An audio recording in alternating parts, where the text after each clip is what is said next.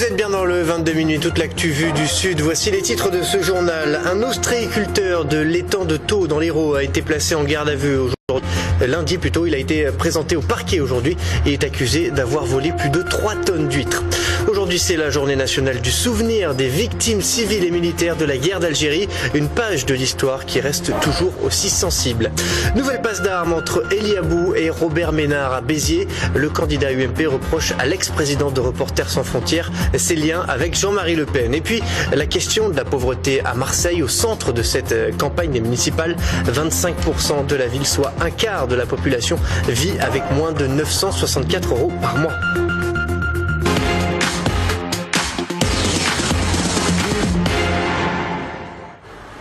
À la une donc aujourd'hui, un ostréiculteur de l'étang de Thau dans l'Hérault est accusé du vol de 3 tonnes 4 d'huîtres. Suite à la plainte de plusieurs conchiculteurs, les gendarmes de Pézenas avec la brigade nautique d'Agde ont retrouvé 170 pochons de 20 kilos chez l'accusé. Cet ostréiculteur de 35 ans a été placé en garde à vue lundi et il a été présenté au parquet aujourd'hui. Une information pour vol avec dégradation a été ouverte. Il encourt 5 ans de prison pour vol avec dégradation.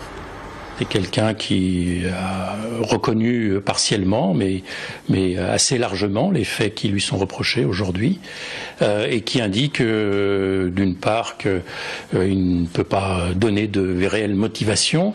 Bien entendu, on peut penser à l'appât du gain, cela va de soi.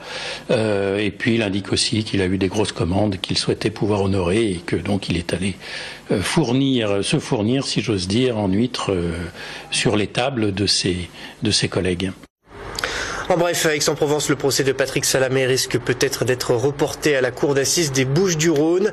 Ses avocats ont demandé la récusation d'une juge, le renvoi du procès et la remise en liberté de leur client. Ils mettent en cause cette juge qui aurait été membre d'une commission qui a indemnisé le témoin clé dans cette affaire. Pour rappel, Patrick Salamé est jugé pour la disparition de 3 prostituées. Il comparaît pour enlèvement, viol et séquestration suivi de mort. Aujourd'hui, c'est la journée nationale du souvenir des victimes civiles et militaires de la guerre d'Algérie, un conflit qui a pris fin il y a 52 ans avec les accords d'Évian. Mais aujourd'hui encore, c'est un sujet particulièrement sensible. Reportage à Marseille, Priscilla Rec.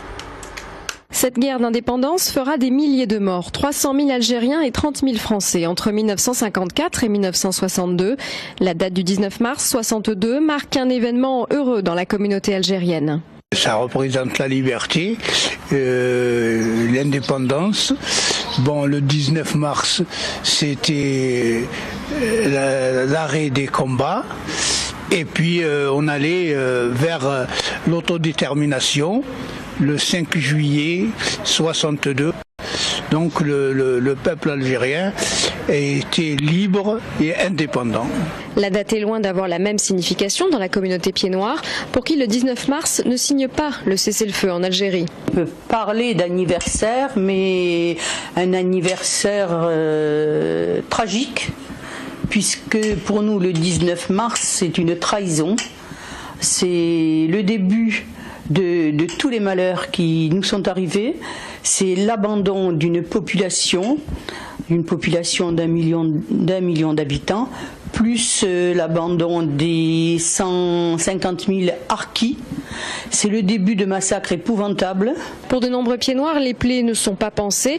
Pour tourner la page, ils demandent que l'État français reconnaisse sa responsabilité dans les massacres commis après le 19 mars en Algérie. On ouvre maintenant notre page spéciale municipale.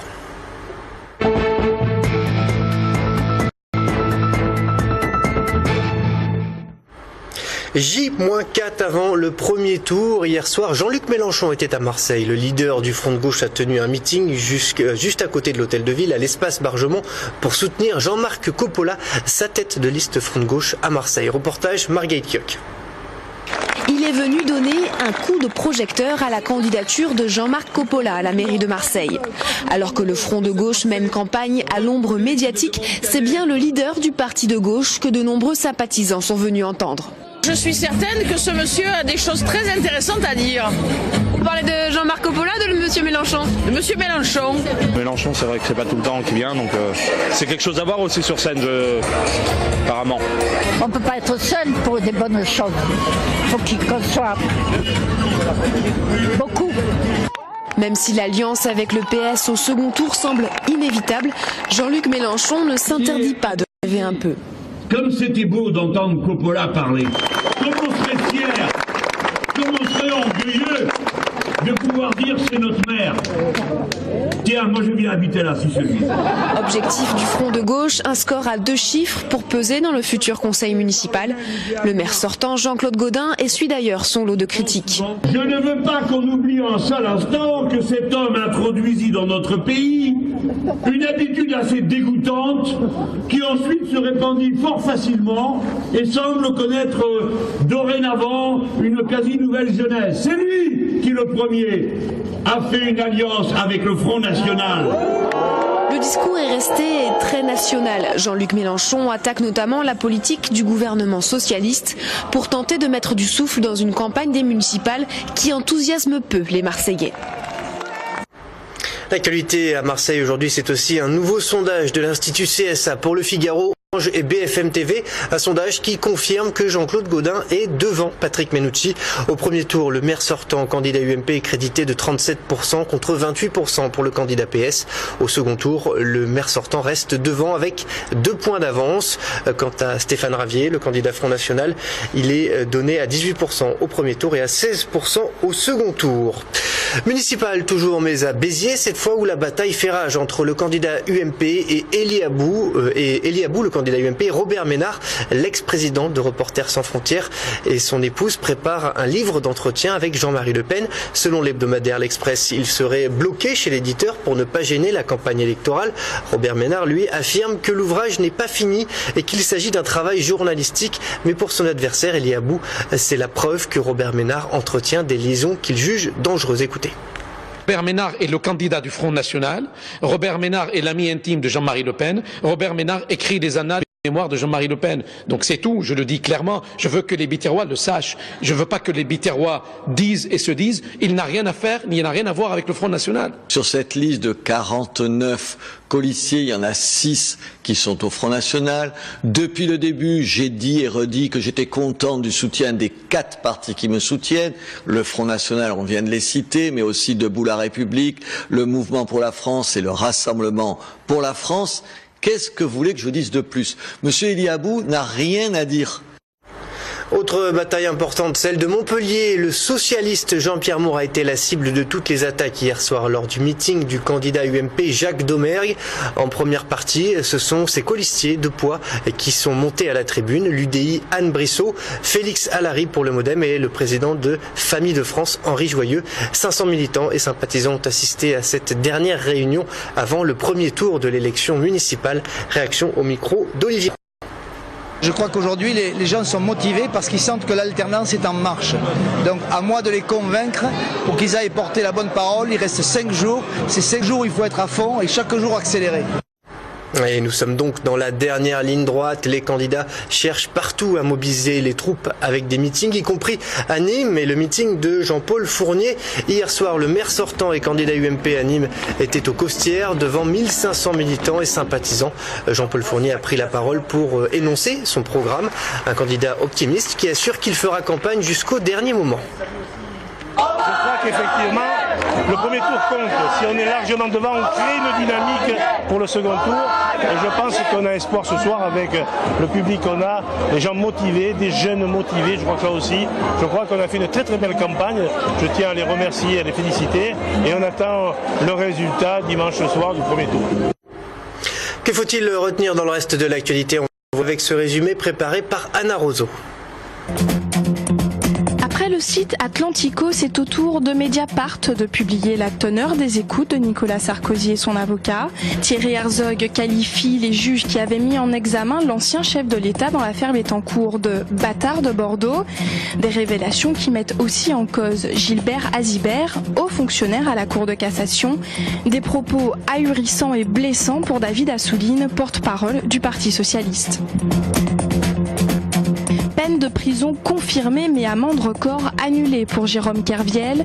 Une victoire pour ses avocats. L'ancien trader de la Société Générale doit encore purger une peine de près de 3 ans. Il pourrait être incarcéré d'ici quelques semaines. 2 ans après, Toulouse rend hommage aux victimes de Mohamed Merah, le tueur au scooter. Une prière a eu lieu ce matin dans l'école juive où s'est produit la tuerie. 3 élèves et un enseignant avaient été assassinés. Le Premier ministre a aussi tenu à faire le déplacement. Retour à votre actualité locale. À Marseille, on estime que 25% de la population vit en dessous du seuil de pauvreté, c'est-à-dire avec moins de 964 € par mois. Les associations qui viennent en aide aux plus démunis ont vu leur nombre de bénéficiaires exploser. C'est notamment le cas de Maman Janine. Cette Marseillaise au grand cœur ne peut plus faire face à la demande grandissante. Reportage Sidonie Caneto. Le même geste depuis 20 ans, mais ce soir, c'est le dernier. Maman Janine remballe ses grandes cuillères, sa santé ne lui laissant pas le choix. C'est l'âme en peine qu'elle clôt la saison de distribution plus tôt cette année, obligée pour une fois de prendre soin d'elle. J'ai du mal à m'arrêter, hein. Je veux dire, ça me contrarie. Pourtant, c'est important, hein, mais je vous assure que ça me contrarie. Vraiment. Aider les plus démunis, c'est son bonheur. Quand elle a commencé, elle ne servait qu'une dizaine de repas. À présent, c'est une centaine, 3 fois par semaine. Tous les jours, elle mesure l'augmentation de la précarité. Maintenant, ça a changé. Ce n'est plus la misère de cette société actuelle. Maintenant, c'est la misère actuelle. Tandis que quand j'ai débuté, j'avais vraiment le SDF, que j'appelle le sang de douceur d'un foyer. Parce que c'est lui qui avait choisi de faire le SDF. Donc je le gérais. Tu as vu comme je suis sale, allez, je l'habillais. Tu as vu, voilà. Tandis que maintenant, c'est presque un assistanat. Mais c'est la misère pareil d'un autre côté, quoi. Autre évolution constatée par Maman Janine, le profil des bénéficiaires. De plus en plus de jeunes, de plus en plus de femmes, de plus en plus de familles. Oui. C'est impressionnant, quoi. En fait, c'est des gens qui n'arrivent plus et qui, vers la fin du mi-mois, là, ils commencent à venir. Anciens ou actuels bénéficiaires reconnaissent tous à Maman Janine un cœur gros comme ça.